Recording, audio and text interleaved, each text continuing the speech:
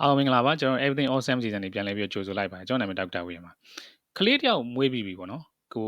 ုဆေးရုံမှာကျွန်တော်တို့ခွဲပဲမွေးဒါမှမဟုတ်လို့ရှင်ရိုးပဲဟိုပုံမှန်အတိုင်းပဲလမ်းကြောင်းကနေပဲမွေးလမ်းကြောင်းကနေပဲမွေးဘယ်လိုပဲမွေးဆေးရုံကနေကျွန်တော်တို့ဆေးရုံမှာနေတော့ပြတ်နာမရှိဘူးဆေးရုံကနေဆင်းလာပြီအိမ်ပြန်ရောက်တဲ့အခါမှာများသောအားဖြင့်ကြုံရတာဒီတအူးဖခင်တွေတအူးမိခင်တွေကြုံရတာပေါ့နော်ကလေးကိုဘယ်နေရာမှာတိတ်ကြငါတို့ဂရင်ပေါ်မှာပဲတိတ်မလားဒါမှမဟုတ်လို့ရှင်သူ့အတူဟိုပကက်ထဲမှာထည့်မလားဒါမှမဟုတ်လို့ရှင်သူ့တက်တိတ်ကြမှာပေါ့နော်ဒါရင်းနဲ့ပတ်သက်ပြီးတော့ဟိုတချို့ဆိုလို့ရှိရင်ခေါင်းစားရရှိတယ်အဲ့တော့ဟိုကလေးနဲ့လူကြီးနဲ့တူတူအိတ်တင်လားတက်စီအိတ်တင်လားကလေးအတွက်ကျွန်တော်တို့လုံခြုံတဲ့စိတ်ချရတဲ့ sleeping sanctuary တခုပေါ့နော် sleeping environment တခုဘယ်လိုဖန်တီးကြမလဲဒါလေးနဲ့ပတ်သက်ပြီးတော့ကျွန်တော်ဒီနေ့ပြောပြပေးသွားဖို့ရှိပါတယ်အားလုံးတူတူလေ့လာကြည့်ကြရအောင်ကျွန်တော်ဒီမှာပြောချင်တာဘာကြောင့်ဒီ safe sleeping ကိုရေးကြီးခွန်ချက်လုပ်ပြီးတော့ပြောနေရတယ်အိပ်ပုံအိမ်ကြီးပေါ့နော်ကျွန်တော်ငငယ်တော့ဆိုလို့ရှိရင်မွေးပြီးလို့ရှိရင်လူကြီးနဲ့တူတူတကယ်နဲ့မှပဲတူတူအိပ်တယ်ကုတ်ပြစ်တစ်ခုထဲမှာခင်းပြီးတော့မောင်နှမတွေစတန်းစီပြီးတော့အိပ်ကြရပေါ့နော်ခြံတော်လေးထောင်ပြီးတော့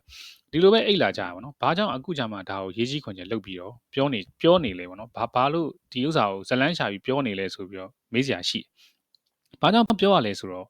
ဒီ SIDS လို့ခေါ်တဲ့ condition ကြောင့်ကျွန်တော်ပြောနေရခြင်းဖြစ်တယ် SIDS ဆိုတာဘာလဲ SIDS ဆိုတာက sudden infant death syndrome မွေးကာစားကလေးတွေနဲ့တစ်နှစ်အောက်ကလေးတွေမှာရုတ်တရက်အကောင်းကြီးရနေဘာကြောင့်မှမသိပဲနဲ့တေဆုံးသွားတဲ့ကလေးတွေတော်တော်များများရှိလာတယ်ပေါ့နော်ဘယ်အချိန်မှာစပြီးတော့သတိထားမိကြလဲဆိုတော့1990ပြည့်နှစ်နောက်ပိုင်းတွေမှာအဲ့လိုပဲရုတ်တရက်ကလေးတွေကဟိုပုံမှန်ပဲမွေးတယ်နောက်ကောင်းကောင်းမွန်မွန်ကြီးထွားတယ်နောက်ကောင်းကောင်းမွန်တို့ develop ဖြစ်တယ်ပေါ့နော်ကောင်းကောင်းမွန်ဖွံ့ဖြိုးတိုးတက်မှုတွေလည်းရှိတယ်နောက်ဒီဖျားရနာလည်းမရှိဘူးမွေးရပါနှလုံးရောဂါတွေဘာလည်းမရှိဘူးမျိုးရိုးထဲမှာလည်းဘာမှသိရမလားဟိုပြောစရာယောဂထူးထူးဆန်းဆန်းတွေမရှိဘဲနဲ့ဒီကလေးလေးကအိတ်နေနေနောက်နေ့မနေ့ကျတော့အသက်မရှိတော့ဘဲနဲ့အသက်သေဆုံးသွားတာတွေကိုတွေ့လာရတယ်တွေ့လာတယ်ပထမဆုံးသူတို့ဖွံ့ဖြိုးပြီးနိုင်ငံတွေပေါ့နော်ဒီအမေရိကတို့ UK တို့ဩစတြေးလျတို့အဲ့လိုနိုင်ငံတွေမှာစစ်တမ်းတွေကောက်လိုက်တော့တကဘာလုံးနီးပါးမှာအဲ့နိုင်ငံတွေမှာပေါ့နော်အထူးအဖြင့်အဲ့နိုင်ငံတွေမှာအားလုံးပေါင်း2200ဟိုစပြီးတော့တွေ့ရတယ်1990ပြည့်နှစ်တစ်နှစ်ကို2200သေတယ်ကလေးတွေဘာကြောင့်မှမသိဘူးအဖြေရှာလို့မရဘူးဒါကသူတို့ဒီဖွံ့ဖြိုးပြီးနိုင်ငံတွေမှာတွေ့ထားတဲ့စစ်တမ်းတွေဖွံ့ဖြိုးဆဲနိုင်ငံကျွန်တော်မြန်မာနိုင်ငံလိုနောက်ဒီအာဖရိကမှာရှိတဲ့နိုင်ငံတွေလိုမျိုးဖွံ့ဖြိုးဆဲနိုင်ငံတွေမှာဆိုလို့ရှိရင်ဒီ figure ဒီထက်2ဆလောက်များနိုင်တယ်ဆိုပြီးတော့သူတို့ကဟိုတတ်မှတ်ကြရပါတော့အဲ့တော့များသောအားဖြင့်2000ကနေကျွန်တော်တို့ဒီ6000 9000ကြားလောက်ထိကိုတစ်နှစ်ကိုဒီ SIDS ကြောင့်ကလေးတွေအသက်သေဆုံးရရပါတော့ရုပ်တရက်အကောင်းကြီးပဲကလေးကပျော်ပျော်ရွှင်ရွှင်ပဲကောင်းကောင်းမွန်မွန်ပဲသိမလားဟိုသွားတယ်လာတယ်တချို့ဆိုလို့ရှိရင်လေးဘက်လေးတောင်ထောက်နေပြီပေါ့နော်နောက်နေ့ကြာကြာကလေးကအသက်မရှိတော့အဲ့လိုမျိုးဖြစ်တယ်အဲ့တော့ပြန်ပြီးတော့လေ့လာကြည့်လိုက်တော့ဘာကြောင့်လဲဆိုတော့ရှာတယ်အဖြေရှာလို့မတွေ့ဘာယောဂမှမရှိဘဲနဲ့ရုပ်တရက်ကြီးသေဆုံးသွားတယ်ဒါပေမဲ့သူတို့တွေ့တာဘာတွေ့လဲဆိုတော့ဘလူကလေးတွေမှာဒါပိုဖြစ်တတ်လေပေါ့နော်ဒီလိုပိုပြီးတော့သေဆုံးရတဲ့အချက်တွေပိုပြီးတော့များလဲဆိုတော့သူ sleeping environment နဲ့တွားပြီးတော့ဆက်ဆက်မိတချို့ကလေးတွေကမိဘနဲ့တူတူအိတ်တယ်တချို့ကလေးတွေကမိဘတွေကသူတို့ကလေးကိုဂရီပေါ်မှာတင်ပြီးတော့အိတ်တယ်ပေါ့နော်ဟိုတချို့ကလေးတွေကကြတော့ကျွန်တော်သူ့ပကက်ကလေးထဲမှာသူ့အခန်းထဲမှာဒါမှမဟုတ်လို့ရှိရင်သူ့ဂရင်လေးနဲ့ဟိုတီးတန့်အိတ်တယ်အဲ့တော့အဲ့နှစ်ခုကိုရှင်းလိုက်တဲ့အချိန်မှာတူအိတ်တဲ့ကလေးတွေမှာ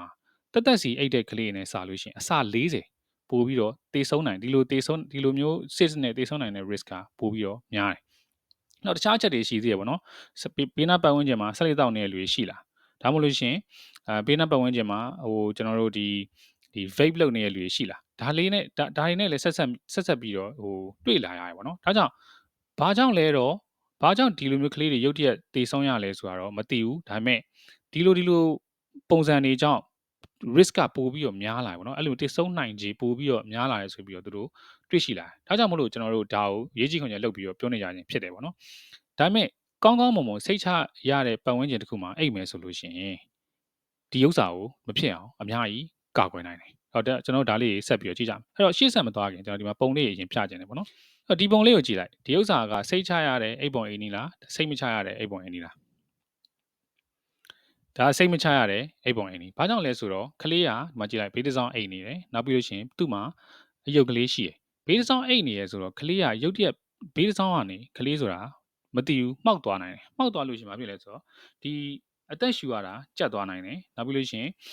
်ဒီအယုတ်ကလည်းကျွန်တော်ဒီနှာခေါင်းမှာသွားပြီးတော့ပိတ်လို့ရှိရင်အသက်ရှူကြက်ပြီးတော့အသက်ရှူပိတ်ပြီးတော့သေဆုံးရမျိုးဖြစ်တတ်တယ်ဟုတ်ပြီနောက်တစ်ပုံကြည့်မယ်နော်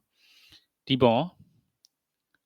ဒီပုံကလည်းကျွန်တော်တို့စိတ်မချရတဲ့အိပ်ပုံအိမ်ကြီးဘာကြောင့်ပြောရလဲဆိုတော့ဟိုနောက်မှာအယုတ်တရုတ်ထောင်ထားတယ်တွေ့လားအဲ့အယုတ်နားကိုကလေးကရောက်သွားနိုင်တယ်အယုတ်ကကလေးကိုအကြောင်းတစ်ခုခုကြောင့်ကလေးဆိုတာသိရမလားလက်ရနေမှာသူရုံးရင်းဆိုင်ကသူခြေထောက်တွေလက်တွေအကုန်လုံးက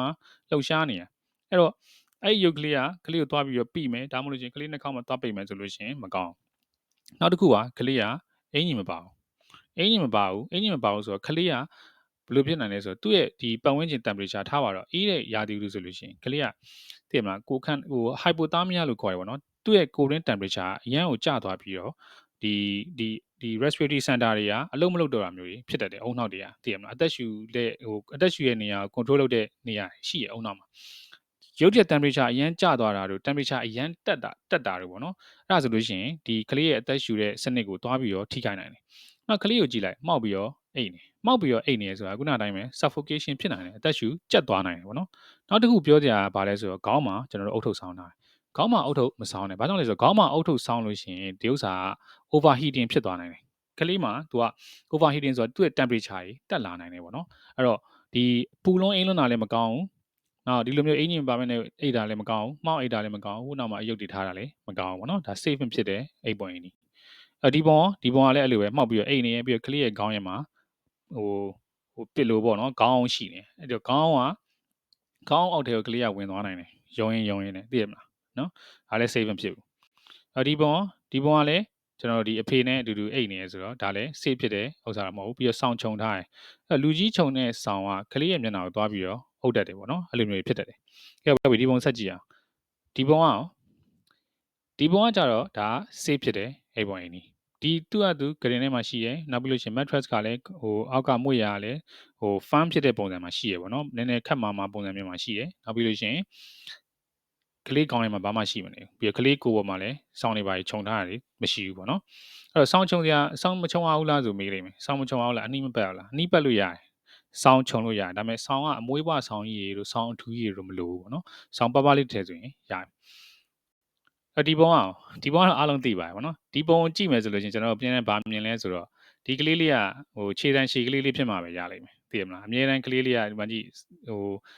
ဆောင်းချုံထားရဆိုလို့ရှိရင်ကလေးကဒီကလေးကတော့ cis နဲ့ဒုက္ခရောက်ဖို့များတယ်ဗောနော်အဲ့လိုဆိုလို့ရှိရင်အဲ့တော့ကလေးတယောက်စိတ်ချလက်ချအိပ်ဖို့ကလေးတယောက်အတွက်ဒီ safe sleeping environment ဖြစ်ဖို့အတွက်က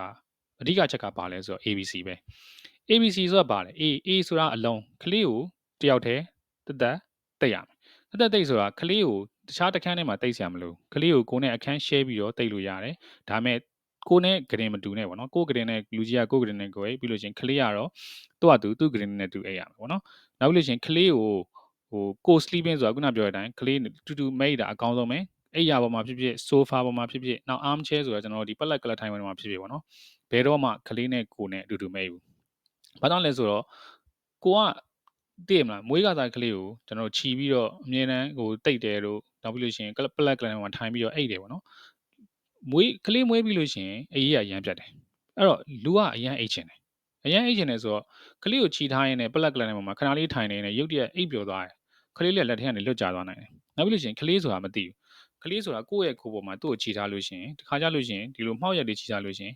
ဟိုကောင်းအသက်မရှူနိုင်တာမျိုးတွေပါဖြစ်တတ်တယ်ပေါ့နော်တချို့ position တွေကဒါကြောင့်ကိုအိတ်ချင်နေပြီဆိုလို့ရှိရင်ကလေးကိုခြီးပြီးတော့မတိတ်နဲ့ကလေးနဲ့တူတူမအိတ်နဲ့ဒီမှာကလေးကိုတက်တိတ်လိုက်တိတ်ပြီးရင်ကလေးကိုချပြီးမှကိုယ့်အကိုသွားအိတ်ပေါ့နော်အဲ့လိုမျိုးလုပ်နောက် B ကကြပါလဲဆိုတော့ back ကလေးကိုအမြဲတမ်းသူ့ကြောပေါ်မှာပဲထားကြောချပြီးတော့အိတ်ခိုင်းရမယ်အဲ့တော့ပလက်အိတ်ပေါ့နော်ပြောချင်တာပလက်အိတ်ဒါ safe အဖြစ်ဆုံး position သူ့အတွက်လည်းကျွန်တော်တို့ကောင်းကောင်းမွန်တက်ရှူလို့ရတယ်နောက်ပြီးလို့ရှိရင်သူကရုံးရင်းဆိုင်ကလုပ်လို့လည်းရတယ်ဒါပလက်လုတ်ကလေးကပလက်လုတ်နေနေမှောက်သွားဖို့ဆိုတာအင်မတန်ခဲရင်လေပေါ့နော်အထူးအပြင်ဒီ newborn တွေဆိုတာမွေးကစားကလေးတွေမှာအဲ့တော့နေငယ်ဘက်အိတ်တဲ့ဒီတရေးအိတ်တာမျိုးတွေပဲဖြစ်ဖြစ်ညဘက်အကြာကြီးအိတ်တာမျိုးတွေပဲဖြစ်အမြဲတမ်းကလေးကိုကြောပေါ်မှာပဲကြောချပြီးတော့ပဲအိတ်ခိုင်းပေါ့နော်ပလက်ပဲအိတ်ခိုင်းနောက် C ကကလေးကို crib နဲ့ထားမယ် crib ဆိုတာအခုဒီမှာပြတဲ့ပုံလေးအတိုင်းပဲပေါ့နော်ဒီသူ့ကလေးလေးနဲ့တူဘက်ကက်ကလေးနဲ့တူထားရမယ် excuse me အဲ့တော့အဲ့ crib ထဲမှာလည်းဘာမှမရှိနေအောင်အဲ့ crib က empty ဖြစ်နေရမယ်အဲ့တော့ကလေးကိုတင်ဖို့ကျွန်တော်တို့ mattress ကကြတော့ကျွန်တော် fan ဖြစ်ရမယ်မပျော်လေးပေါ့နော်အဲ့လိုမျိုး fan ဖြစ်ရမယ်ပြီးလို့ရှိရင်ဒီ mattress နဲ့ဒီကလေးဘက်ကက်ကြားထဲမှာဘာမှအကြားလက်မရှိအောင် ကွက်တိဖြစ်နေရ fit site ဖြစ်နေရပါเนาะဘာကြောင့်လဲဆိုတော့ချောင်းနေလို့ရှိရင်လည်းကလေးနှာခေါင်းတွေပါတယ်အဲ့နေရာကိုသွားပြီးရောက်နိုင်တယ်နောက်ခေါင်းရင်းမှာကျွန်တော်တို့ဘာမှအယုတ်တွေပါတယ်မွေးပွားအယုတ်တွေပါတယ်တချို့တွေကကလေးကိုချစ်လို့ဆိုလက်ဆောင်လာပေးတာမျိုးရှိတယ်တက်နေရာမှာထားပါเนาะကလေးအိတ်တဲ့နေရာမှာမထားနဲ့ဘာလို့လဲဆိုတော့အဲ့ဒီအယုတ်တွေကအနေရများတယ်အဲ့တော့ safe sleeping environment တခြားဘာချက်တွေရှိသေးလဲဆိုတော့ခုန ABC အပြင် ABC ကတော့အရေးကြီးဆုံးပဲ ABC အပြင်ကိုဒီကျွန်တော်ဒီကလေးအိတ်တဲ့ပတ်ဝန်းကျင်မှာ temperature ကကျွန်တော်တို့ဒီ22ကနေ24 degree လောက်ပဲရှိတင်တယ်ပေါ့နော်အဲ့တော့တမတဲ့ room temperature ပေါ့နော်မအေးလွန်မပူလွန် aircon ရှိရလွေဆိုလို့ရှိရင် temperature ကိုဆက်လုပ်မယ်ဆိုလို့ရှိရင်22ကနေ24လောက်ထိဆက်လုပ်တာဒါမှမဟုတ်လို့ရှိရင်aircon မရှိရလွေကြလို့ရှိရင်လည်းကြည့်လိုက်ပေါ့နော်ကိုပတ်ဝန်းကျင်ကအရန်ပူနေရဆိုလို့ရှိရင်ကလေးကိုပေါ့ပေါ့ပါလေးပဲဝက်သိရမလားဆောင်းအထူးကြီးမချုံနဲ့ဘာလို့ဆို overheating ဖြစ်သွားနိုင်တယ်ပတ်ဝန်းကျင်အရန်အေးနေဆိုလို့ရှိရင်လည်းနင်းကန်ပြီးဆောင်းချုံကြရမလို့အဲ့တော့အကြမ်းမြင့်အားဖြင့်ကိုကဆောင်းတွင်းပေါ့ကိုအိမ်မှာ aircon လည်းမရှိဘူးကိုကအိတ်လိုက်မယ်ဟုတ်ပြီကိုအိတ်လို့ရှိရင်ကိုကအင်ကြီးနှစ်ထပ်ဝက်ရတယ်နှစ်ထပ်ဝက်ရဆိုကလေးကိုလည်းအဲ့လိုအင်ကြီးနှစ်ထပ်ဝက်ပြီးလို့ရှိရင်ဒါဆောင်းတွင်းကိုပြောရနော်ကိုအင်ကြီးနှစ်ထပ်ဝက်ရတယ်ကိုအင်ကြီးနှစ်ထပ်ဝက်မှာကိုကနေလို့ထိုင်လို့ကောင်းတယ်ဆိုလို့ရှိရင်အင်ကြီးကလေးကိုလည်းအင်ကြီးနှစ်ထပ်ဝက်ပြီးလို့ရှိရင်ဆောင်းပါးပါးလေးတစ်ထည်အပေါ်ကနေထပ်ကြုံအဲ့ကလေးကအလွှာ3လွှာဖြစ်သွားမယ်ပေါ့နော်အင်ကြီးနှစ်ထပ်နဲ့အပေါ်ကဆောင်းနေဒီလောက်ဆိုလုံလောက်ပြီခေါင်းကိုအေးတယ်ဆိုပြီးတော့ခေါင်းစွပ်သွားမစွန့်နဲ့သူကလေးမှာအဓိကကျွန်တော်တို့ဒီ heat တွေဆုံးရှုံးတာဒီကိုကနေဆုံးရှုံးတာအဲ့တော့ကိုလွန်အောင်ထိန်းတာရပြီအဲ့တော့ခေါင်းအေးတယ်ဆိုပြီးတော့ကျွန်တော်ဒီအပေါ်မှာဆောင်းကြီးပတ်တာမျိုးတွေပါမလုပ်နဲ့ပေါ့နော်ဒါကအန်ဒီအရင်များတယ်မျက်နှာတွေပါတော့အောက်တာတယ်အဲ့နွေရာသီရောအဲ့လိုပဲနွေရာသီကျတော့ကိုကဘလို့နေ comfort ဖြစ်လဲဆွတ်ကြက်တဲ့နဲ့နေ comfort ဖြစ်ဆိုကလေးကိုဆွတ်ကြက်တဲ့ပဲဝေးပြီးရင်အပေါ်ကနေဆောင်းပါးပါးလေးထပ်ပြီးတော့ခြုံလို့ရတယ်ပေါ့နော်အဲ့လိုမျိုးပေါ့ဒါမှမဟုတ်ရှင်အနှီးပတ်ပေးလိုက်ပေါ့သိရမလားအဲ့လိုမျိုးလို့ပြီးရင်တော့ကလေးကိုအမြဲတမ်းကြည့်နေချွေးတွေရွှဲနေလားကိုကပူနေလားအဲ့လိုမျိုးကြည့်နေရမှာပေါ့နော်နောက်တစ်ခုကဆက်လက်ဘေးနားမှာပတ်ဝန်းကျင်မှာဆက်လက်တောက်နေတဲ့လူရှိလို့ရှိရင်ခုနပြောတယ် SIDS ဖြစ်နိုင်ဖို့chance ကအင်မတန်များတယ်အဲ့တော့ကလေးအိတ်တဲ့ပတ်ဝန်းကျင် smoke free environment ဖြစ်ရမယ်လုံးဝဆက်လက်ကင်းစင်တဲ့ပတ်ဝန်းကျင်ဖြစ်ရမယ်ပေါ့နော်ဆက်လက်တောက်နေတဲ့လူလုံးဝမရှိတာအကောင်းဆုံးပဲဖေးနားမှာ smoking အပြင် vaping လည်းလုံးဝမလုပ်သင့်ဘူးပေါ့နော်ကလေးရှိနေတဲ့ပတ်ဝန်းကျင်မှာဆက်လက်တောက်တာတို့ vape လုပ်တာတို့မလုပ်နဲ့နောက်ပြီးလို့ရှိရင်နောက်ဒါကကျွန်တော်တို့ဒီကိုဘေးလိုက်သိရမလား second hand smoking လို့ခေါ်တယ်ကိုယ့်ရဲ့ပတ်ဝန်းကျင်မှာကိုယ်တိုင်မတောက်ပေမဲ့ကလေးကကိုတောက်တဲ့အငွေတွေအကုန်ရှူနေရဒါ second hand smoking လို့ခေါ်တယ်နောက် third hand smoking ဆိုတာရှိသေးတယ်အဲ့တော့ဆက်လက်တောက်လိုက်တယ်ဆက်လက်တောက်တဲ့လူတစ်ယောက်ကဟိုအပြင်မှာတောက်တယ်နောက်ထပ်2ရက်ကွက်လောက်ချားပြီးတော့သူတောက်ပြီးလက်ပြည့်ဆိုင်မှာတောက်ပြီးတော့ကိုယ်စီကိုလာတယ်သူနဲ့တူဘာပါလာလဲဆိုတော့သူ့ရဲ့ကိုယ်မှာဆက်လက်အနှံ့တွေဆက်လက်ငွေတွေဒါတွေကပ်ပြီးတော့ပါလာတယ်အဲ့တော့ကလေးကိုကောက်ပြီးတော့နမ်းလိုက်မယ်ဒါမှမဟုတ်ကလေးကိုကောက်ပြီးတော့ခြီလိုက်မယ်ကိုယ်အင်ကြီးမှာဆွဲနေတဲ့ဆက်လက်နှံ့ဟာကလေးကသွားပြီးတော့ရှူမိအဲ့လိုကလေးတွေမှာလည်းဆက်လက်တောက်တဲ့လူအနားမှာရှိတယ်လို့ပဲ risk ကရှိတယ်အဲ့တော့အားမနာနဲ့ပေါ့နော်ကိုကလေးကအရန်တန်ဖို့ရှိရယ်ဒါကြောင့်မို့လို့အဲ့လိုလူတွေဆက်လက်နှံ့ရဆက်လက်တောက်တဲ့လူတွေလာပြီဆိုလို့ရှိရင်အင်ကြီးပါလဲခံလိုက်ကလေးမချီခင်ပါသိရမလားဒါမှမဟုတ်လို့ရှိရင်မလာနဲ့သိရမလားဒါကိုကလေးကအရေးကြီးဆုံးပဲဟုတ်တယ်မလားဒါ pressure အဖိုးတန်ရေနာလေးအဲ့တော့ဒီလို third hand smoking ကိုလည်းကျွန်တော်တို့ရှောင်ဖို့လိုတယ်ပေါ့နော်အဲ့တော့ကိုကလည်းဆက်လက်တောက်တဲ့လူတွေရဲ့အိမ်ကိုသွားလဲမယ်ဆိုလို့ရှိရင်ကလေးကိုခေါ်မသွားနဲ့ဘာလို့လဲဆိုတော့သူတို့ရဲ့အိမ်မှာဒီ light ကားတို့ခန်းစီတို့အင်ကြီးတို့ sofa တို့ဒါတွေမှာဆက်လက်နှံ့နေရှိနေအဲ့တော့ကလေးကဒါတွေရှူမိလို့ရှိရင်သူ့အတွက်မကောင်းဘူးပေါ့နော်နောက် pacifier လေးပါဇက်ထဲမှာကျွန်တော်တို့ဒီကလေးတွေကိုချိုလိန်လေးတွေတက်ပြီးတော့အိတ်ကြရပါတော့ဒီ pacifier တက်ပြီးတော့အိတ်တာတဲ့အခုနပြောရဲ SIDS ကိုSIDS ဖြစ်နိုင်တဲ့ chance ကိုအင်မတန်ကျသွားစေရပေါ့နော်။ဘာကြောင့်လဲဆိုတော့ pacifier လေးကကျွန်တော်ဒီချိုလိန်လေးကပါဇက်ထဲမှာရှိနေရဆိုလို့ရှိရင်ကလေးတွေရဲ့ဒီ airway ပေါ့နော်ဒီအသက်ရှူလမ်းကြောင်းဟာများသောအားဖြင့်ပွင့်နေတယ်။နောက်တစ်ခုကကြတော့ဒီ pacifier လေးကသူ့ဘာလုပ်ပြီလဲဆိုလို့ရှိရင်ကလေးကိုလုံးဝdeep sleep မဖြစ်အောင်လုပ်ပေးတယ်။ deep sleep ဆိုတာအရန်ကြီးသူကအိမ်မောကျသွားလို့ရှိရင်များသောအားဖြင့်သူကကျွတ်သွားတယ်ပေါ့နော်။ဒါပေမဲ့များသောအားဖြင့်ကတော့ကျွန်တော်ဒီကလေးကလှဲ့တယ်ပြုတ်တယ်ဒါမှမဟုတ်လို့ရှိရင်မှောက်သွားပြီဆိုလို့ရှိရင်ဒီ pacifier လေးကသူ့ကိုသွားပြီးတော့ stimulate လုပ်ပေးရပေါ့နော်လှုံ့ဆော်ပေးရပြန်ပြီးတော့အသက်ရှူအောင်လို့အဲ့တော့ဒီဥစ္စာကကလေးတွေအတွက် safe ဖြစ်တဲ့ဟာပေါ့နော်ဒါပေမဲ့ဒီမှာပြောစရာတစ်ခုရှိတာဒီလိုချိုလိန်တွေကအသက်တစ်နှစ်ကျော်လို့ရှိရင်တော့မသုံးသင့်ဘူးဆိုပြီးတော့သွားဆရာဝန်တွေကပြောကြတယ်။ဘာကြောင့်လဲဆိုတော့ဒီသွားတွေမလှတော့ဘူးပေါ့နော်တချို့ဆိုလို့ရှိရင်သွားပိုးစားနိုင်တဲ့ risk တွေပါရှိရဲဆိုပြီးတော့ပြောတယ်ပေါ့နော်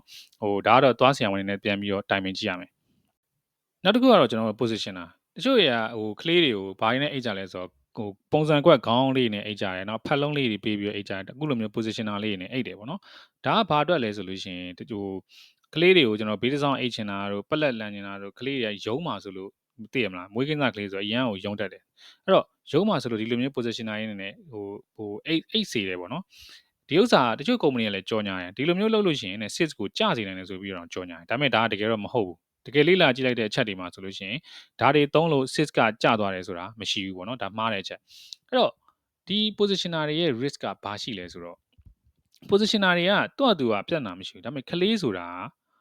ကိုကိုမသိဘူးဘာလို့ဆိုတော့ तू အိတ်နေရယ်ကိုကလည်း तू အိတ်ပြီဆိုကိုကလည်းအိတ်တော့မှာဟုတ်တယ်မလား तू အိတ်ပြီဆိုလို့ရှိရင်ကိုကအိတ်တော့ကိုလည်းအိတ်မောကြ तू လည်းအိတ်မောကြနေတဲ့အချိန်မှာကလေးကဘာဖြစ်သွားနိုင်လဲဆိုလို့ရှိရင်ဒီလိုမျိုးမောက်ရိုက်ကလေးဖြစ်သွားနိုင်တယ်မောက်ရိုက်ကလေးဖြစ်ပြီးတော့အဲ့ positioner နဲ့နှာခေါင်းနဲ့တွားပြီးတော့ပိတ်လို့ရှိရင်အသက်ရှူလမ်းကြောင်းပိတ်ပြီးတော့ cyst တောင်ဖြစ်သွားနိုင်တယ်ပေါ့နော်အဲ့တော့ဒီလိုမျိုး positioner တွေကိုမသုံးဖို့ကျန်းမာရေးဌာနတော်တော်များများတိုက်တွန်းတယ်ပေါ့နော်မသုံးဖို့ recommend လုပ်တယ်ဘာလို့လဲဆိုတော့သုံးလို့ရှိရင်လည်းမထူးရတဲ့ကြောင့်မလို့အကောင်းဆုံး safe sleeping position ဖြစ်တဲ့ ABC တိုင်းပြန်ပြီးတော့တွားတယ်ပေါ့နော်နောက် safe sleeping environment မှာဘာအရေးကြီးလဲဆိုတော့ room sharing ကလေးနဲ့လူကြီးနဲ့တာတကယ်တည်းအတူတူမအိတ်တာအကောင်းဆုံးဒါပေမဲ့ကလေးကိုအိတ်တဲ့ခန်းထဲမှာထားတာပိုပြီးတော့ကောင်းတယ်ဘာကြောင့်လဲဆိုတော့ကလေးကတည်မလားသူတခုခုဖြစ်လို့ရှိရင်သူငိုမှာပဲငိုလို့ရှိရင်လူကြီးကချက်ချင်းထပြီးတော့ကြည့်လို့ရတယ်ကလေးကတခြားခန်းထဲမှာဆိုလို့ရှိရင်သူ့အတူဘာဖြစ်နေလဲဆိုတာလူကြီးကဘာမှသိမှာမဟုတ်ဘူးသိရမလားအဲ့လိုမျိုးတွေကြောင့်ကျွန်တော် room sharing ကိုကျွန်တော် recommend လုပ်တယ်ပေါ့နော်ကလေးနဲ့အတူတူတခန်းထဲမှာအိတ်တကနေနဲ့တော့မအိတ်နဲ့အဲ့တော့ပြန်ပြီးပြောရမယ်ဆိုလို့ရှိရင်ကျွန်တော်တို့အတူတူအိတ်တဲ့ကလေးတွေနဲ့လူကြီးနဲ့အတူတူအိတ်တဲ့ကလေးတွေနဲ့တက်စီခွဲရတဲ့ကလေးတွေရှင်းလိုက်လို့ရှိရင်ねလူကြီးနဲ့အတူတူအိတ်တဲ့ကလေးမှာအစာ40 sit ကြောင့်သေဆုံးမှု chance ပို့ပြီးတော့များတယ်ပေါ့နော်နောက်ပလက်အိတ်တာအကောင်းဆုံးမှောက်ရက်မအိတ်နဲ့ဘေးတိုင်းမအိတ်နဲ့နောက်ခုနပြောတဲ့ sleeping positioner တွေမသုံးနဲ့နောက်ပြီးလို့ရှိရင်ကလေးကိုဘယ်တော့မှကျွန်တော်တို့ sofa ပေါ်တို့နောက်ပြီးလို့ရှိရင် settee ပေါ်တို့ကားစီထဲမှာတို့ဒီပလက်ကလတ်ထိုင်ပေါ်မှာတို့အဲ့လိုမျိုးတွေကျွန်တော်မသိမ့်နဲ့ပေါ့နော်နောက်ပြီးလို့ရှိရင်ကလေးအိတ်တဲ့ကလေးရဲ့ပကတ်ထဲမှာဘာမှမထားနဲ့ဆောင်းထူကြီးတွေမရှိဘူးမွေးဘွားအယုတ်တွေမရှိဘူးခေါင်းထဲမှာခေါင်းကိုခြုံမထားဘူးကလေးကိုအင်ကြီးနဲ့အနီးနဲ့ပဲပတ်ပေးထားမယ်ပေါ့နော်အဲ့တော့ပြန်ပြီးချုံးမယ်ဆိုလို့ရှိရင် ABC ကအဓိက A ဆိုတော့ကလေးကိုတယောက်တည်းတိတ်မယ် B ကလေးကိုကြောပေါ်မှာသူကြောချပြီးတော့တိတ်မယ်ပလက်တိတ်မယ်ပေါ့နော် C ကကြတော့ကလေးကို crib နဲ့ထားပြီးတော့တိတ်မယ်နောက်ဆက်လက်တောက်တဲ့လူတွေအနားကိုလုံးဝမလာခိုင်းနဲ့နော်အဲ့တော့ဒီလောက်ဆိုရင်ကျွန်တော်တို့ဒီကလေးအတွက်ဒီ safe sleeping sanctuary လေးကိုဘယ်လိုဖန်တီးရမလဲဆိုတာနားလည်လောက်ပြီးတော့ယူဆရပါတယ်အားလုံးကိုစိတ်နဲ့ပြန်ကျမ်းမာချမ်းသာကြပါစေ I'll see you next week bye now